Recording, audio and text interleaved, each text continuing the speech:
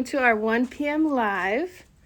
In case you missed it, the Chunk Man was on at 10 a.m. You guys got to go check out Annie's 10 a.m. hitting because Chunk was the star of the show, and he's pretty awesome. I wanted to show you guys.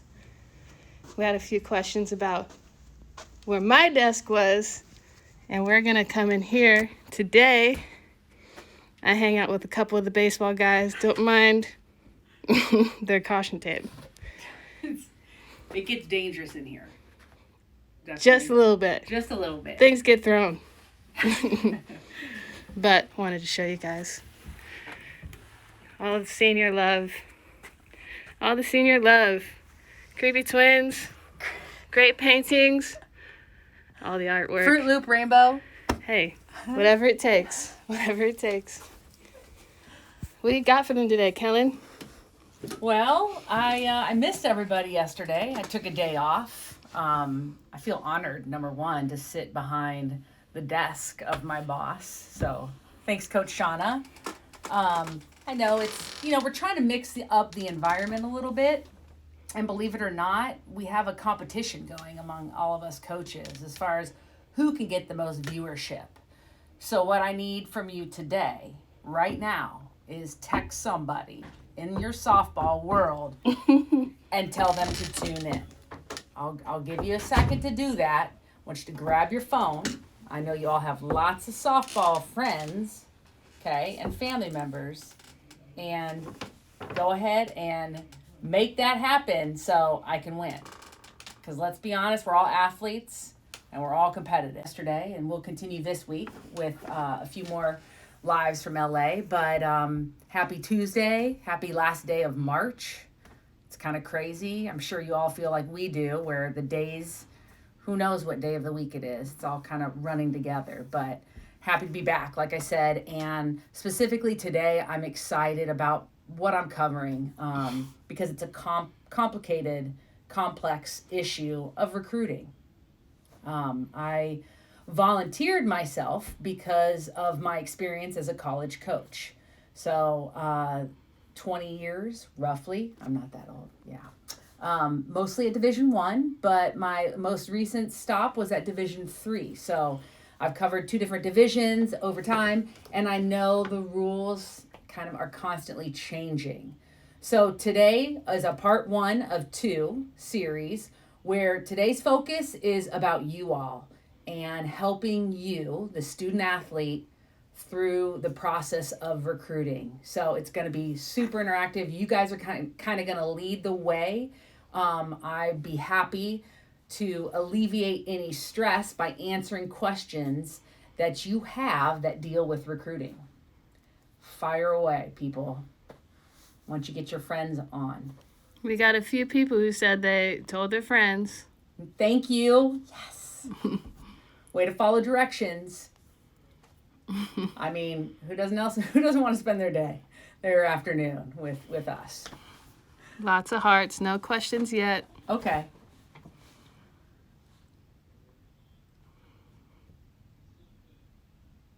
How does it feel in the boss's seat while you wait? Well, it's not as comfy as the other boss's chair that we showed last week. Again, Coach Annie donated that.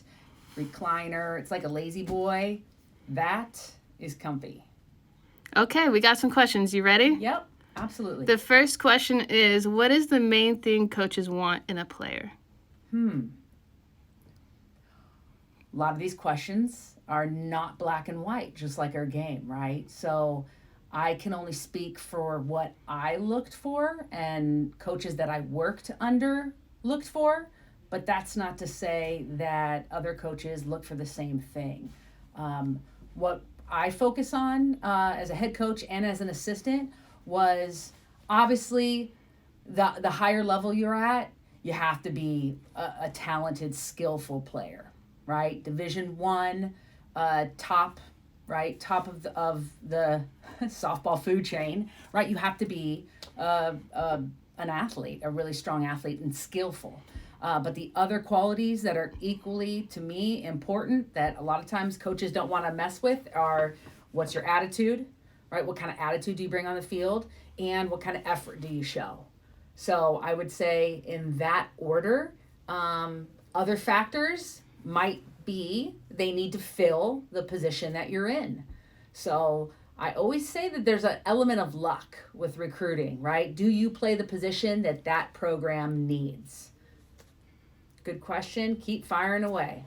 Another good question. Where do you start Where do you start in the recruiting process? as a player? Yep. A lot of that depends on how old you are, right? So for good or bad, recruiting has escalated and we're starting younger and younger. So I have to say it's never too early. And the other part of that, and we're going to share our stories, I think all of us, we all have different recruiting stories. Set your goals high, right? Like I think often we as female student athletes don't strive for our big goals, but understand that that requires a cost, a work ethic cost of getting to that level if that's your goal. But I would first start out with taking a look around at institutions that you're interested in, either through where they're located, what their academic programs are, if you're interested, what their softball team's like, if you're I mean, it just depends on setting your priorities, what's important to you, and nobody can tell you that. You kind of have to take ownership of the process, and it starts with really identifying what's most important to you when looking to play at the next level. We got one from Miriam 5108 says, when players attend your camps, what makes them stand out?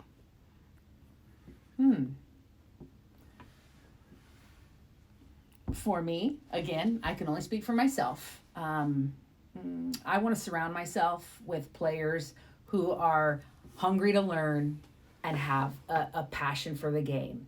And that shows up, right? Like that's not, for me, that's not how hard you hit the ball, how hard you throw the ball, right? Like I want to be surrounded with people who exude, right? Like that enthusiasm and energy. I'm a big energy person. I've got a lot of it myself. So on the field, right? We can't be introverts. So I'm looking for high energy, passionate, communicative, outward, not fearful, like laying out, going for it, whether they make the catch or not, right? And that kind of goes back to the effort. Good question. This is a good one. Paola Sophia George says, how do coaches feel about AP and dual enrollment classes? How do they feel? It can't hurt you. I don't know how much it will help you at all of the levels. I can say again, most recently at a Division III institution where academics come before athletics, that it would fare very well for you to take those AP dual course credits. But again, taking the initiative to do your homework, right, to contact the admissions department. The beauty of where you're at is you have access to so much information that I didn't when I was your age. So there's no reason you can't find out how beneficial it would be for you. You got a lot of good ones here. Oh, wow. Someone says they had a camp with you and thought you were a good coach. Oh. And asked, where do you currently coach? I currently coach at Softball University. So I get to now instruct all age groups, which I absolutely love. So yeah, I'm not at a college anymore. I'm not at higher education, which was a transition for me for sure. But I just want to get back to the game. That's why I got into coaching, and that's why I'm going to continue it here at Softball University. That was from Ella Dillon, 2022. Oh. Okay, you ready for another one? Sure. There's just some solid ones here. Yeah. What's the best way to reach a coach? Best way to contact a coach. I would say my initial contact, I recommend, would be via email. But with that being said, there's you have to stick out, right? You have to stick out because they get countless emails. So make sure you do your homework. make sure you know something specific about the program, about the coach, about the institution, so that they know, oh, she's really interested. This isn't just a form letter. Identify, what you could add to their program. Go ahead, and again, that shows confidence. Like, don't be afraid to show confidence. Say, this is what I can do for you, right? These are the skills that I have that I want to bring to your program. You having fun, Coach Kellen? I'm having so much fun. I can tell you're a pro at this stuff. Well, recruiting, like I said, it's very, very complicated. I understand. And the hardest part for me is how stressful it is on all of you, because it should be the best, right? It's kind of like all of your hard work, right? This should be the enjoyable piece, but I think it gets overwhelming, I understand, and stressful.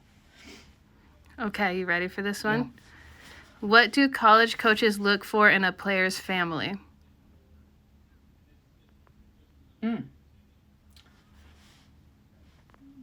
I don't know if I'm trying to like put myself back in the shoes of a coach. I think the biggest thing that I look at when I'm out recruiting is how they interact with their family, right? Like we joke about, only children versus having older siblings versus younger.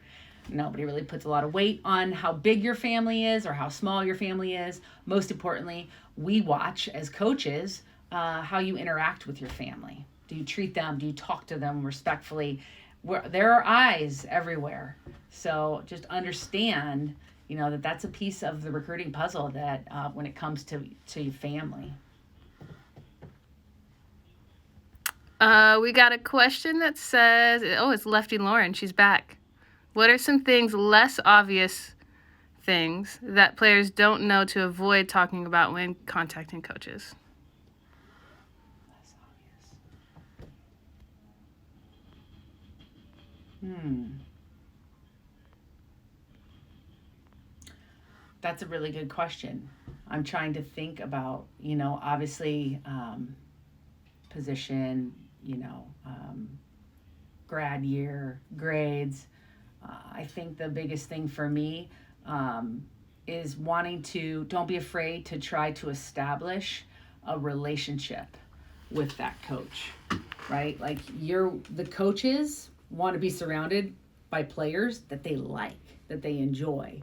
So I think adding something personal, don't be afraid to add something personal, even if it's not about softball, right? Like I'll never forget, I got a video of a player who recorded herself bench pressing and in the weight room. And I'm like, that's kind of cool, right? So she showed a little bit, she wasn't afraid to show a little bit about herself on another level, right? So don't be afraid to share that information. Lay it all out there, and, if it's not a fit, it's not a fit. We got a question says, Joy the Catcher, how many schools should I showcase at if I already know where I want to go? Good question, Joy. Going back to setting goals. And again, we'll share our story, but I was similar to you. I had one goal, one in school in mind. But yet I took all 5 of my visits. It's kind of like putting your eggs in one basket, right? Absolutely don't change what your number one goal is. In the event that it doesn't work out, you have to have plan B, C, D. So I would add probably 4 if we're going to talk about numbers, because before official visits were kind of a courtesy, they were 5. So I would add 4 strong ones to that one. Curls.Lauren says, what are some tips if you're going to be a walk-on at a college? Oh, great. Walk-ons are awesome and equally important and have a role. My brother walked on in the football team, at Illinois, and literally got his butt beat up for 4 years. Shows a lot about his character. So what was the question again about walk-ons? Some tips if you're going to be a walk-on. Try to stand out. Do what's expected of you. You're going to have to do a little bit more, right? You're going to have to really your work ethic is probably incredibly strong. Like anybody that can, again, going back to my brother, anybody that can walk on has to have an incredibly strong work ethic. You're going to have to push even harder, right, to make an impact on that coach. I've seen plenty of walk-ons in my career become starters the next year or that year after that. So please don't assume that just because you come in as a walk-on that you're going to stay a walk-on. This is an interesting one. Sarah Mazingia says, how do you know when you should stop contacting a coach? I was going to say when they stop responding, but sometimes they don't respond at all. I think if you don't hear anything from them and you're extremely interested, then you pick up the phone, right? Because you have to find out if you're not on the list. Otherwise, you're going to continue wasting your time and trying to get in touch with them. For me as a coach, I made a deal that I was going to respond to everybody, one of my staff members or myself. I'm a big believer in responding, but I understand that not all coaches do, and different circumstances lead them not to respond. So if you really want to know whether you're on that list, you're going to have to make the next step and give them a call and find out. Again, it's a bold move, but you want to make sure you're being efficient with where you're spending your energy on, where you want to play. Addie BC says, how long should your video that you send in be, and what is the best thing to include in it? Should be quick. Number one, quick. Remember, these coaches get a ton. All right. It should not include game footage. No coach wants to forward through game footage. It should highlight your strengths. So whatever your strengths are, hitting, speed, arm strength, this is a highlight video. So you should definitely make sure it is the best highlight of showcasing your strengths. And I would say probably 5 to 10 minutes. Shorter than I can talk. Sav.Manley, if you're playing for junior college, when should you begin reaching out to coaches of universities? That's it. I don't have any experience in the junior college. If you're currently in, are you currently in junior college? I'm assuming. Gonna be next year. She's gonna be a freshman. Okay. I typically received information from junior college recruits, their sophomore, beginning to middle sophomore year. Or that second year, I should say. Got time for maybe one or two more? Yeah. All right. Mary Mick 2, any recruiting don'ts that players should avoid? Gosh,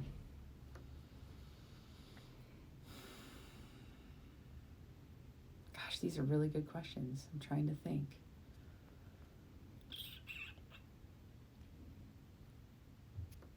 Don't have a bad attitude.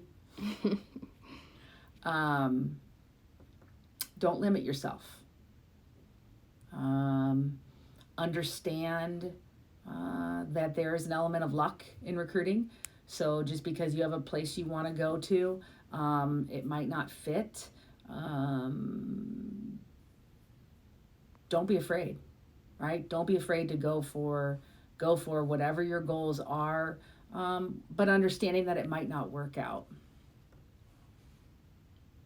Any last tips for them before we log off for today? We'll have round 2 tomorrow, right? Yeah. So round 2 tomorrow will be we'll flip it, and it'll be from the coach's perspective. Some of you asked a little bit like what coaches are looking for, but I'm going to dive deeper into, what the college coach's perspective is like in the recruiting process. Homework that I recommend you doing is contacting your counselor, your high school counselor, if you are in high school, and make sure that you're registered with the NCAA clearinghouse, as well as on track with the NCAA academic requirements, right? You want to make sure you're on track and taking all the courses that you need to, so that part of it is out of the way. Second piece of homework is I challenge you to contact 5 coaches. via email. Start with via email.